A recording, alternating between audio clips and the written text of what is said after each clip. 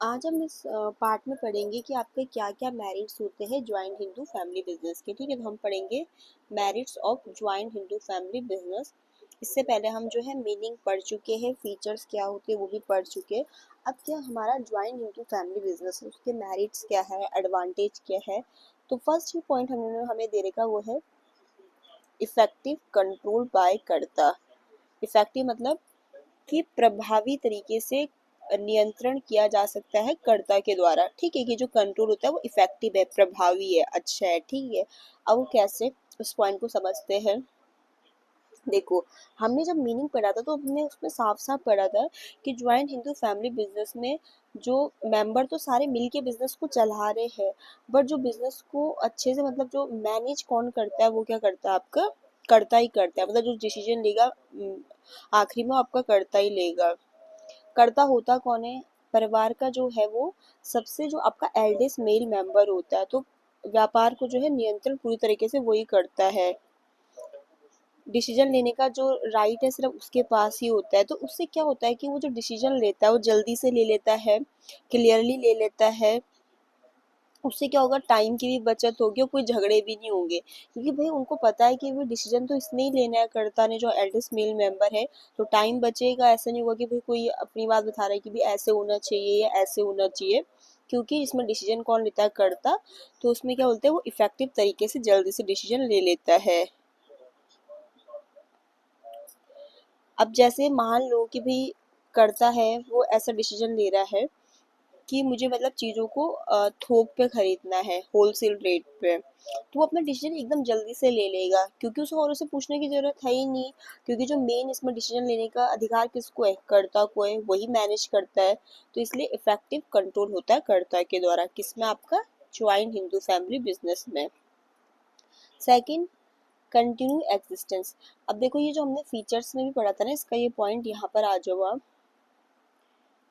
Continuity जो same वही लिखना है कि इसमें क्या होता है कि ये जो आपका फॉर्म है बिजनेस का, ये कंटिन्यू रहता है इवन आपके कर्ता की डेथ के बाद भी, क्योंकि जो आपका नेक्स्ट मेल एल्डेस्ट मेंबर होगा वो कर्ता बन जाएगा और आपका जो व्यापार है वो चलता रहेगा।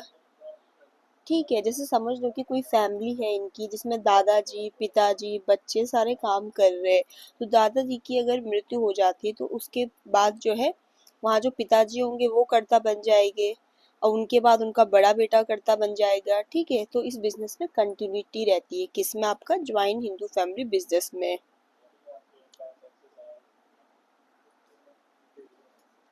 तो इससे क्या होता है कि जो इसमें कंटिन्यूटी बनी रहती है इस बिजनेस में। फिर जो लिमिटेड लायबिलिटी होती है हॉल मेंबर्स की। हाँ, जो बाकी सारे मेंबर होते हैं उनकी लायबिलिटी कैसी होती है, इसमें लिमिटेड होती है, क्योंकि जो आपका कर्ता होता है उसी की लायबिलिटी अनलिमिटेड होती है। बाकी जितने भी मेंबर्स हैं उनकी लायबिलिटी कैसी होती है, लिमिटेड होती है। तो एक इसका मेरिट्स ये है। फिर है आपका इसमें लॉयल्टी एंड कॉपरेशन, मतलब निष्ठा और सहयोग। अब देखो, इसमें क्या होता है कि जो भी लोग फैमिली बिजनेस में बिजनेस कर रहे हैं वो एक दूसरे से, उनका रिलेशन कैसा है, भी खून का रिश्ता है, ब्लड रिलेशन होता है। तो इसलिए उनमें आपसी जो विश्वास होता है, यूनिटी होती है, सहयोग होता है, वो हॉरों के कंपैरिजन में अच्छा होगा। भाई अगर हॉर बिजनेस की हम बात करें फॉर्म्स की, तो उसमें जो लोग आपके साथ बिजनेस कर रहे हैं उनसे आपका खून का रिश्ता तो नहीं है। ठीक है, एक ब्लड रिलेशन की बात अलग आ जाती है ना वहाँ पर। अब सही बात है, वहाँ पर जो प्रेम होगा एक दूसरे के प्रति, विश्वास होगा, सहयोग होगा, वो हॉरर के कंपैरिजन में अलग होता है, अच्छा होता है।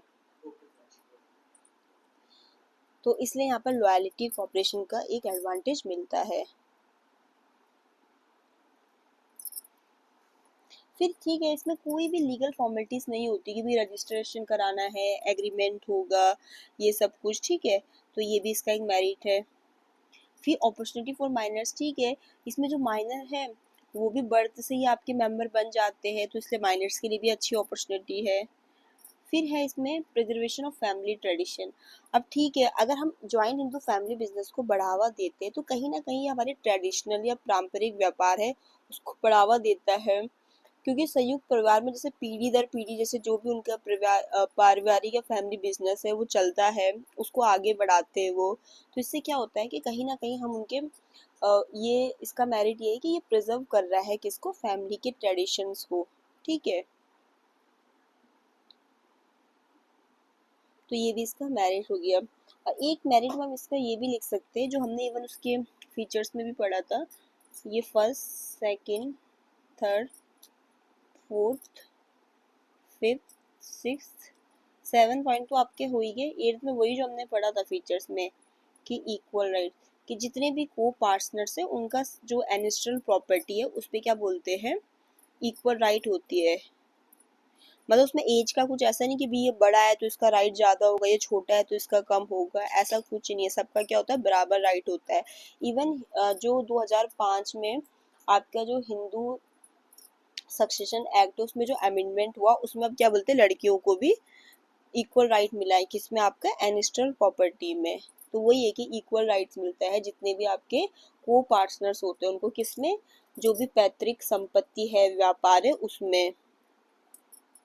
तो यही आपके इसके मेरिट्स। Thank you.